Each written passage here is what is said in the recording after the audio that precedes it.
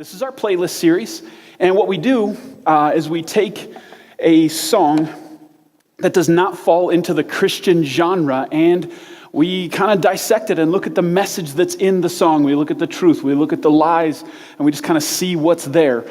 So Jonathan preached our first one last week. Jonathan did awesome leading us in. He really did. And one of the things he pointed out in the very beginning is that sometimes songs like non-Christian songs tend to have a strength to them, like something a little different than a Christian song. Like they tend to be more like raw or honest about their struggles and what they're going through. And I think part of that is because Christian artists, sometimes maybe they get a little more caught up in being right than being real. You know what I'm saying? And it's fair because sometimes Christians are terrible when you're real. Christians can be terrible to other Christians, so maybe they're a little afraid to. But non-Christian artists, they just tell you how they feel, like full on. They're just completely candid about all their feelings. So that's one of the strengths of these things, and I really like to look at these songs. Now, admittedly, this one is a little older. Stitches came out about 3 years ago. You'll still hear it on the radio from time to time. Super popular. I hope you've heard it before. It hit the peak of its popularity around the same time that I was dealing with something similar in my life, so the song really resonated with me. Now, just to clarify, I know it's a breakup song.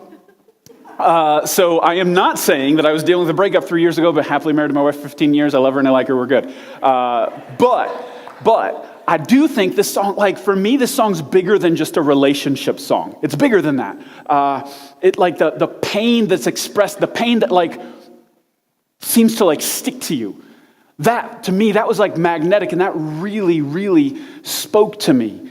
So if you look at the opening lines to the song, maybe, if we could.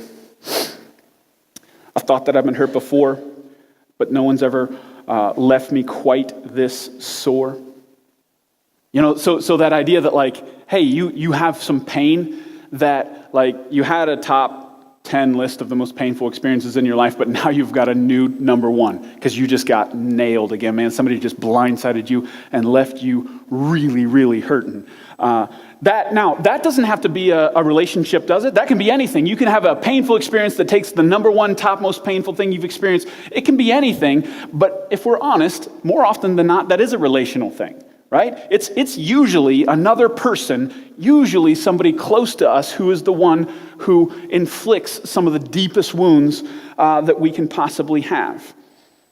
Then he continues, just like a moth drawn to a flame, oh, you lured me in, I couldn't sense the pain. Your bitter heart cold to the touch, now I'm going to reap what I sow, I'm left seeing red on my own. I love that, and so like that expresses the betrayal, right? The feeling of being bamboozled, almost like the guilt of allowing someone to take you in. You know that feeling like where, I trusted this person, I let them get close, and the closer the person got, the more the pain that they inflicted hurt. The bigger the trust you gave them, the deeper the wound they were able to inflict on you.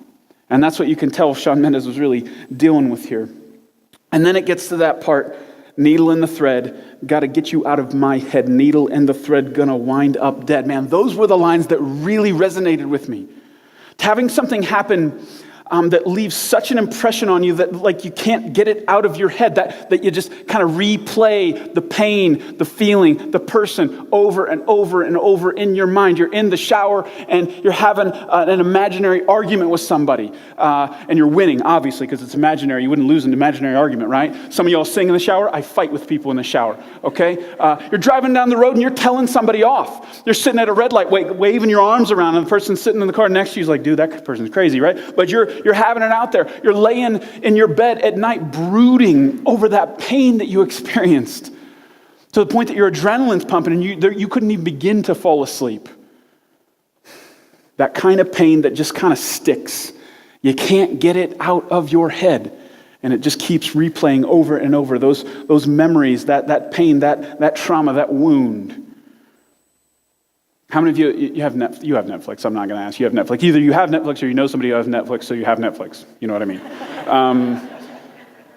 So do you do this thing? So I struggle with this like Netflix, there's a bajillion things to watch on Netflix, but I have this thing where I'll like look around, I'll scroll and scroll and scroll for like 10 to 15 minutes, but I always end up landing on the same two shows. Like there's all this variety. You could watch anything you want, and I end up watching The Office and Parks and Rec over and over and over and over again. That's just, I don't know if you do that, but I do. I should just get rid of Netflix and just buy those shows because it would save me some money. But some of you do this mentally. Netflix is your brain, and your pain is that show you watch over and over again. You know what I'm saying? Like there's tons of other stuff you could think about. There's lists and lists. There's things that have happened to you that are good. There's things that have happened to you that are monumental in a positive way. But you just kind of keep going back to that same thing that happened to you, that same pain, that same trauma. It's like formed a rut in your brain, and you can't help but go back to it. It's that show that you keep watching. So what I want to do today is I want to pretend that Shawn Mendes came and asked me for help, because he totally would. How can we handle this? You know, I can't actually do brain surgery. That's what the song says, right? Like I want to get needle in a thread. I want to pull physically the part of my brain that has the pain. I want to pull this trauma out of my brain. I want to pull these memories out, but you can't do that. So what can we do? What can we do to get rid of these memories, these painful, sticky things that just don't want to peel off? How can I move on? How can I get this stuff out of my head? Would you pray with me? Jesus, I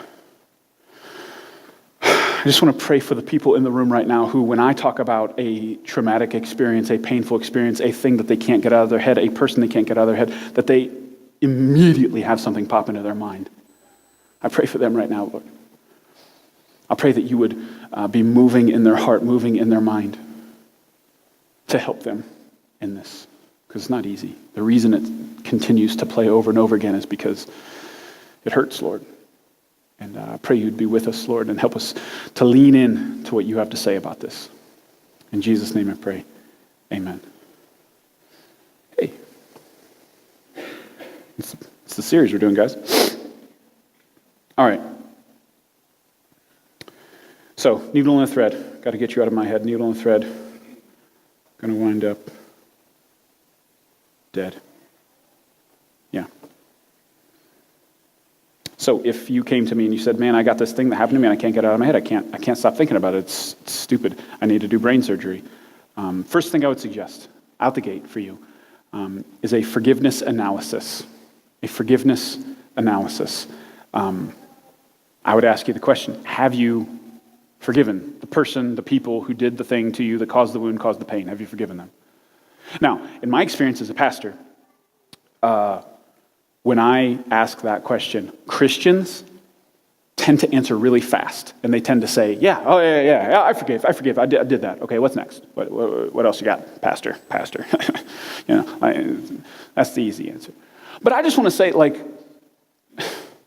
if you're still dealing with emotions of something that happened to you, if you're still replaying stuff in your head, can we just slow down and not answer the yes, I forgave question so fast? I'm not saying you haven't. I'm just saying let's slow down. Let's not jump right to, yeah, I did that. Let's slow down, because if you're still dealing with stuff, maybe there's some work to do there. And by the way, part of the reason I think you need to slow down is because I don't think forgiveness is an event. I don't think forgiveness is something that you just do and you're done with it. I've told you guys this before, but forgiveness is a decision that leads through a process to a state. It's a decision that leads through a process to a state. Decision, process, state. So it's not so simple as just saying, yes, I did it. Well, okay, what part though? Step one is that you do need to decide. You do need to decide to forgive. That is step one. You have a decision. And I want to remind you, Christian, that for us, if you're a Christian, forgiveness is not optional. That's not optional. I'm going to continue to remind you of this. There is no scenario, no matter how heinous, no matter how horrible, that happens to you where you are allowed to withhold forgiveness. There's not. We must forgive as Christians. We are compelled to forgive because we are forgiven. That's the definition of a Christian. You know that, right? A Christian is not somebody who goes to church. It's not somebody who reads their Bible. It's not a good person. A Christian is a forgiven person. It's someone who has received forgiveness from God because of what Jesus did on the cross for us. That's what it means to be a Christian. That you have accepted God's forgiveness for everything you've ever done. A Christian is a forgiven person, and forgiven people forgive. That's what we do. God's forgiveness flows to us, and then it flows through us. And if you read what the Bible has to say about forgiveness, even some of the stuff Jesus says, it's as if the Bible is making this observation that, like, if forgiveness flows to you, it will flow through you. Matter of fact, if you're looking for evidence, like, hey, do I really believe what I say I believe? Am I really a Christian? One of the ways you can tell is if you forgive people. Because there's really strong language used for people who refuse to forgive. Not saying you can't struggle with it. You can definitely struggle with it. You can be in process. It can be a 2 steps forward, 3 step backward thing. But if you're outright refusing to forgive, the Bible says, hey, you need to check whether or not you receive forgiveness because you're not letting it flow through you. Evidence that God's forgiveness has flown to you is that it flows through you to others.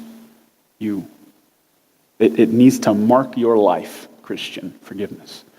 Now, as much as I say, hey, Christians forgive, forgiven people forgive, it's a flippant thing to say, right? Like, you just forgive. And I know you've got like all these pain, all these things, especially something that you can't get out of your head. You're like, man, like that's just such a flippant saying. I don't mean it that way. I know this is a difficult thing. I know that forgiveness is hard. And matter of fact, you might even struggle, even with the beginning part, even with the decision. And the reason you might be like me, the reason you're going to struggle with the decision is because you have a high,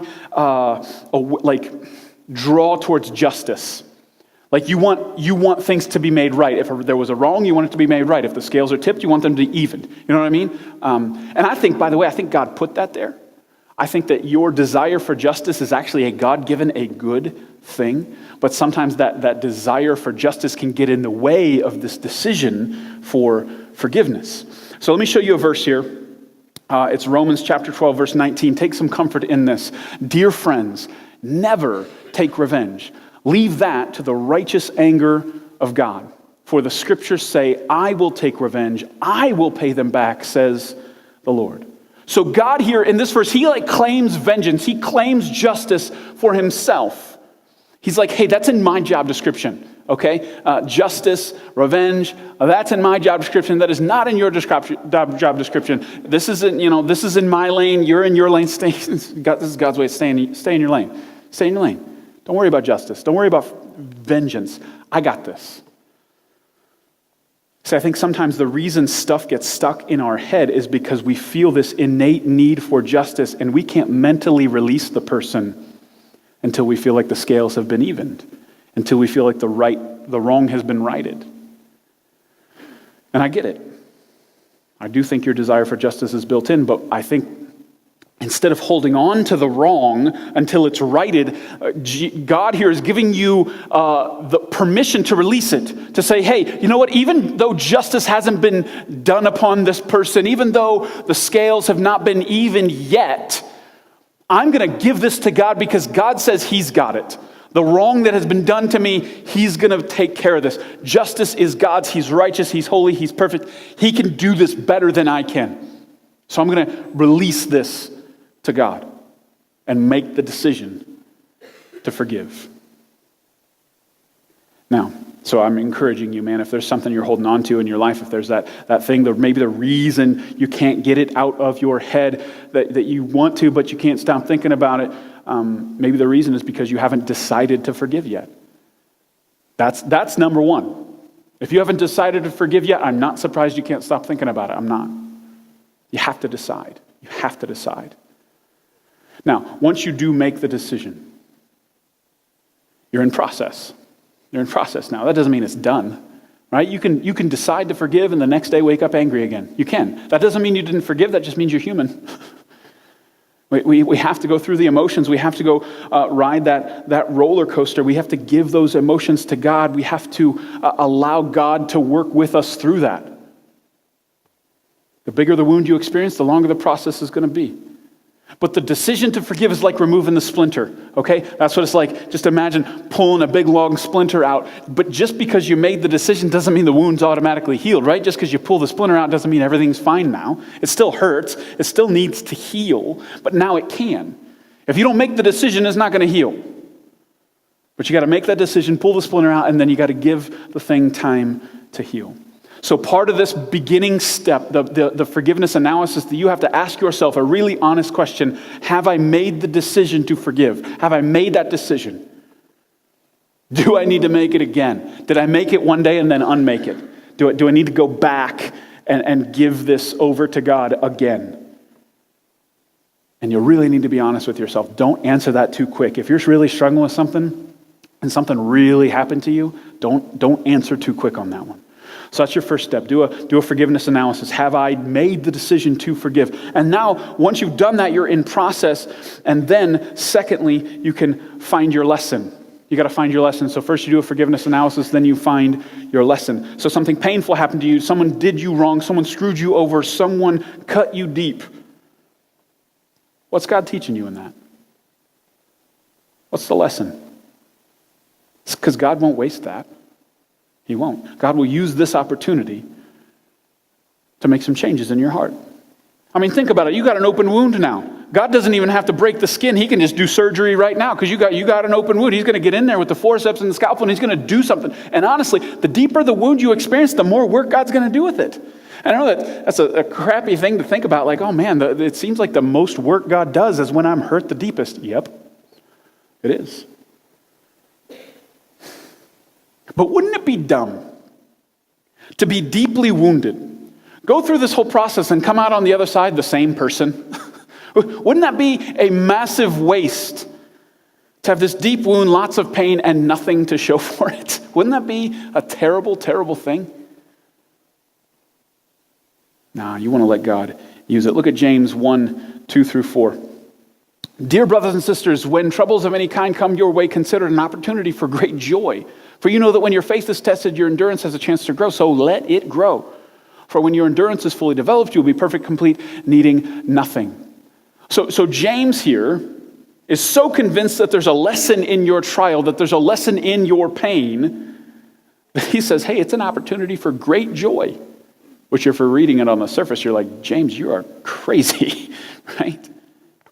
But he's focused on the idea that, hey, if this thing really hurt me, God's really going to use it.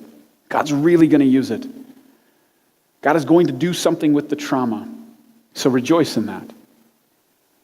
But God's going to mold you more into the person they created you to be. This is going to take you closer to him if you let it.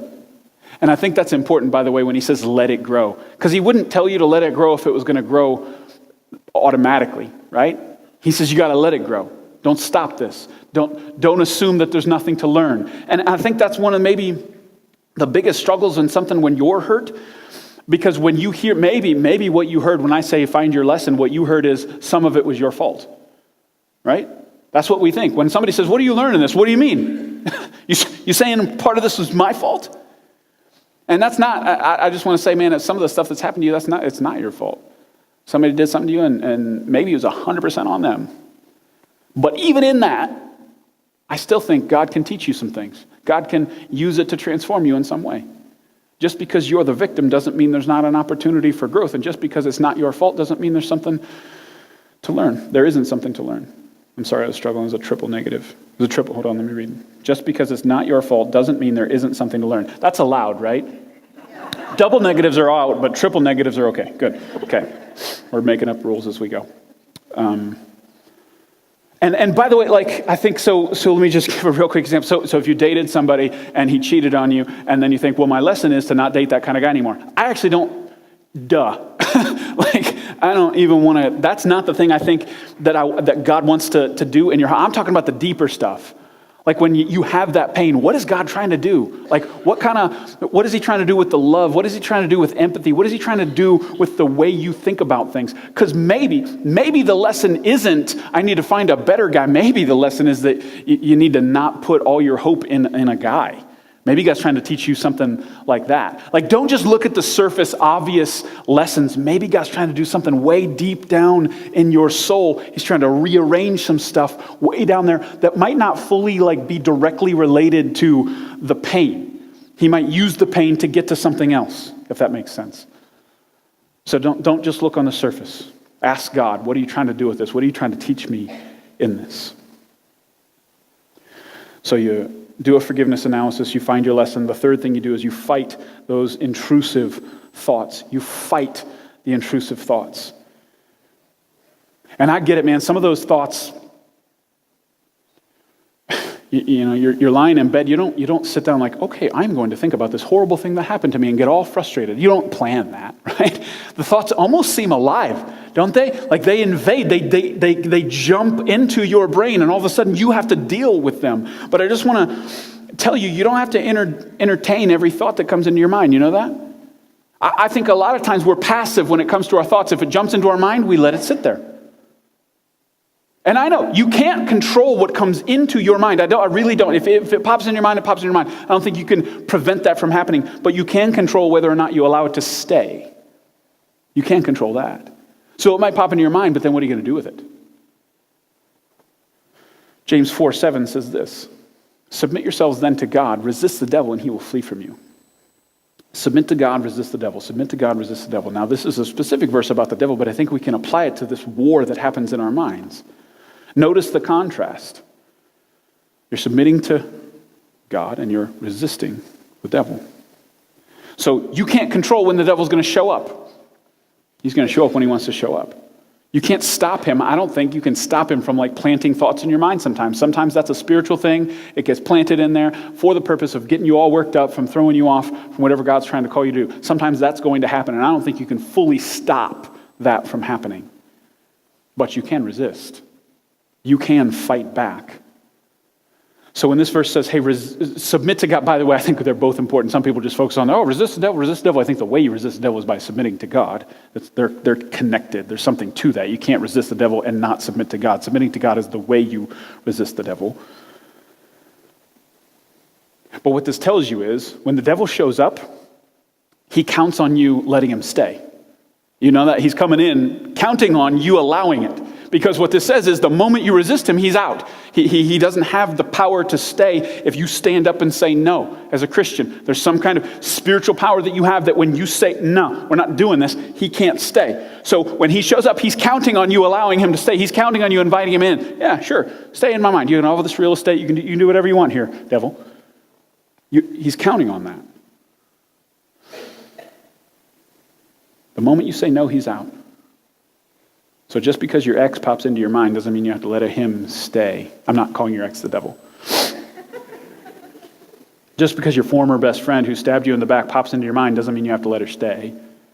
Just because your pain and your frustration over what was done to you intrudes your thoughts does not mean you have to let those thoughts stay. You don't.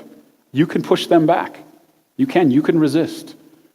Now, in order to do that, and by the way, you have to. If you want to get over this, you can make the decision to forgive, you can find your lesson, but if you're lazy in your thoughts, you're going to struggle with this for a long time. If you just hope that over time it'll stop happening, it's not. If you keep letting the thought come in and marinating on it and getting all worked up, you're allowing it to live, and it's not going to die on its own. You have to push back. You have to say, I'm not going there today. I'm not doing this. Don't have that fight in the shower. Don't tell that person off as you're driving down the road in your car. Shut it down. Say, no, we're not doing this. I'm not dwelling on this anymore. You have to be active, not passive in your brain.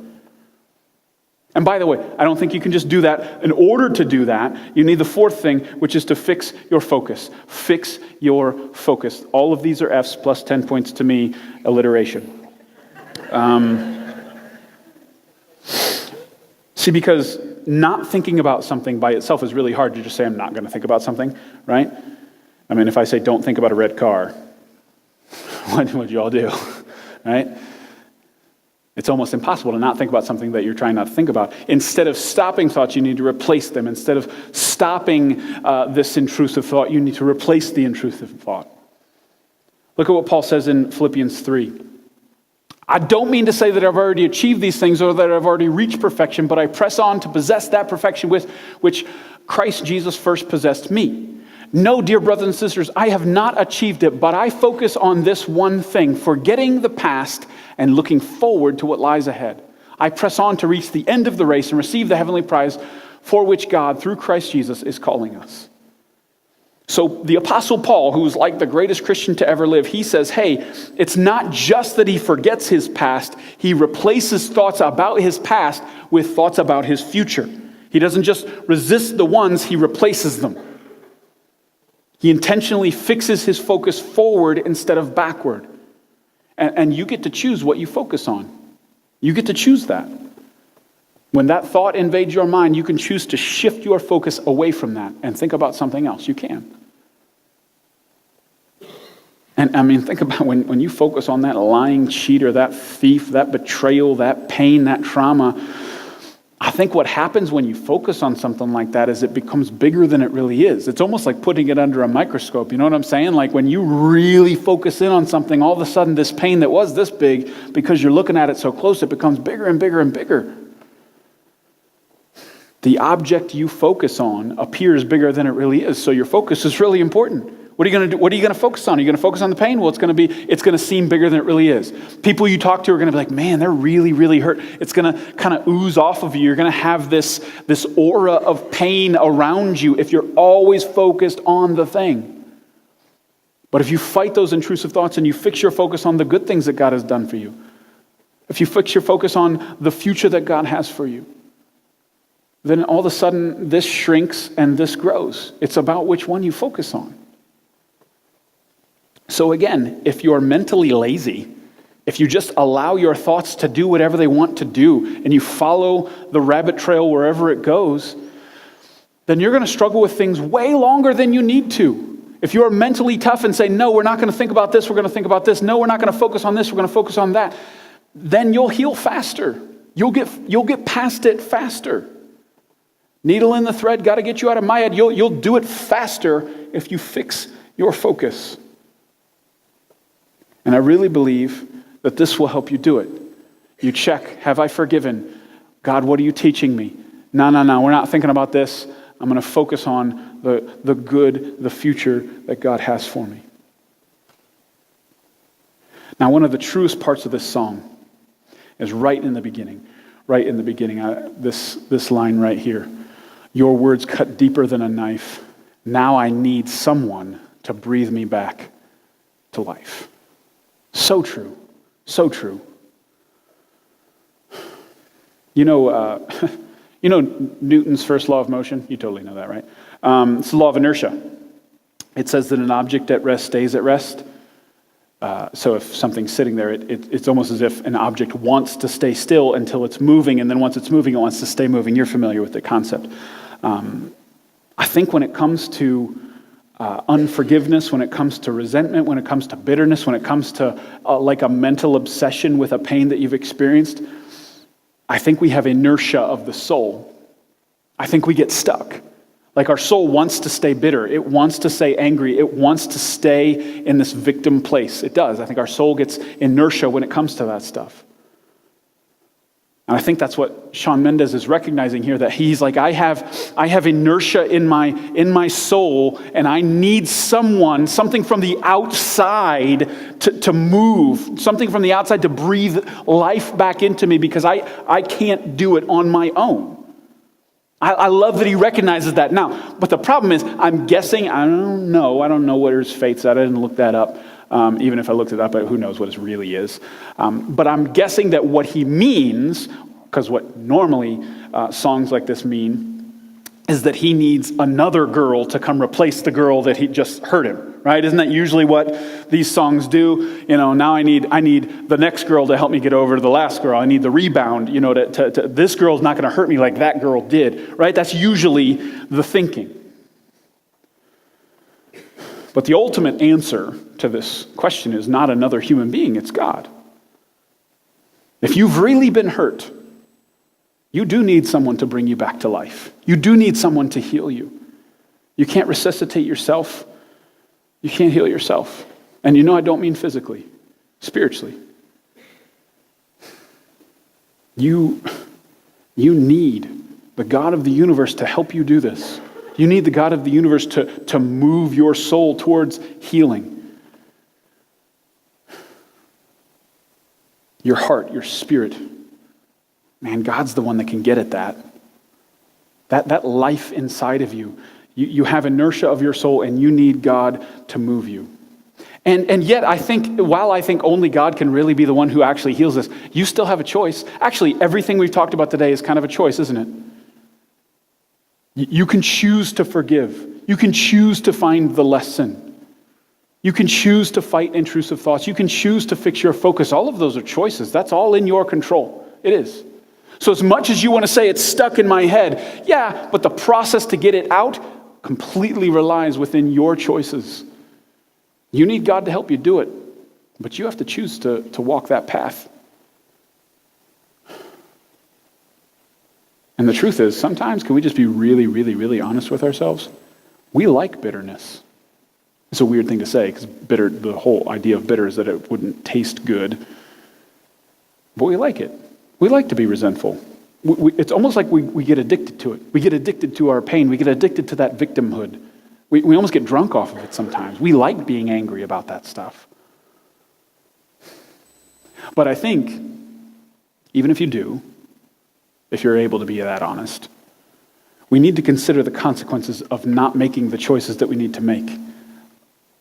This part right here, again, another really good observation. Needle in the thread, gonna wind up dead. He recognizes that this obsession with the pain, this thing that he cannot get out of his head, if he doesn't succeed at getting rid of it, it's going to kill him. It's going to kill him. And I guess I don't want to look at that physically. Yeah, I think bitterness will shorten your actual physical lifespan, but let's not talk about that. I want to ask the question, what are you missing out on in your life because you're stuck in your past? What are you missing out on that you're not getting to experience because you're still anchored to something that happened to you, some person that hurt you? What are you missing out on in your present and in your future? What if, listen to this is so important. What if God doesn't move you on to your future until you bring closure to your past? What if you have to close the book on this before you can move on to the next thing? What if you have to? And God is just saying, all right, you can sit here as long as you need to, but we're not starting this season until you close this one. What if your bitterness and your resentment and your inability to move on from your past is tainting, spoiling, polluting your present and keeping you stuck and not even able to experience your future? I mean, if it comes to relationships, if you're still bitter about a past relationship, maybe God's not going to bring the next one until you close out that one. Maybe he's protecting you, by the way, by doing that. I'm not going to bring you into your next one if you're still getting over your last one. That bitterness will taint the next one. So he's going to hold you off from experiencing the next one until you get over this one. Maybe it's an act of mercy. Don't look at God as some angry parent just punitively punishing you. Maybe it's for your own good. He's like, no, you can't move on here until you take care of this one. What if... I think of what part of your heart I'm trying to tap into here. What if you allowing this person who hurt you to continue to hurt you? What if you're allowing them, so they hurt you in the past, but by not letting go of it, you're allowing them to continue to hurt you, by allowing bitterness to grow inside of you to the point that your life is still affected by it, that you can't drive somewhere without thinking about them. That's a pretty popular thing on Twitter right now, by the way. They're talking about giving somebody space in your head rent-free. It's a thing. You can taunt somebody with it, by the way. If somebody's obsessed with you, you can say, well, yeah, I'm in their head rent-free right now. That's like a thing. But reverse that. Why are you giving people space in your head rent-free? Why are you doing that? Like they hurt you already. Now you're going to let them keep doing it? Is that really what you want to do? Is that really how you want to live your life? I mean, just saying, Fear of missing out is not, I hate that, by the way. Like, I hate fear of missing out. I think it's really messed up our culture right now. But I do want to use it right now and say, I hope you have a fear of missing out on what God has for you now if you don't get rid of your bitterness. I want you to have that. I want you to have a fear of missing out of what God could be doing in your life, would be doing in your life, if you could just heal from this. Wonder what your life could look like if you could let go and move on. A guy named Brendan Manning said this: if great trials are avoided, great deeds remain undone, and the possibility of growth into greatness of soul is aborted. If great trials are avoided, if you avoid dealing with your pain, if you avoid processing this, healing from it, great deeds remain undone, and the possibility of growth into greatness of soul is aborted. If you avoid making the tough decisions to heal, I wonder what you're missing out on that God could be doing in your life. Ask yourself do you really want to live your life anchored to your past? I'll close with this. It's Deuteronomy chapter 1, starting in verse 6. The people of Israel are at Mount Sinai. There's your background. When we were at Mount Sinai, the Lord, our God, said to us, "You have stayed on this mountain long enough. It is time to break camp and move on. Go to the hill country of the Amorites and all the neighboring regions, the Jordan Valley, the hill country, the western foothills, the Negev and the coastal plain. Go to the land of the Canaanites and the Lebanon and all the way to the great Euphrates River. Look, I'm giving all this land to you. Go, occupy it." It's like he crescendos. He said, hey, you have to leave here to get where you're supposed to go. You can't stay here. He's got this great future for them, this great plan for them, but if they stay here, they're not going to experience it. He says, move on. You've stayed here long enough. If you've got a thing that's stuck in your head, it's time to make some decisions to move on, to get past it, and to go towards the thing that God has you, towards the future that God has for you. It's time. Pray with me.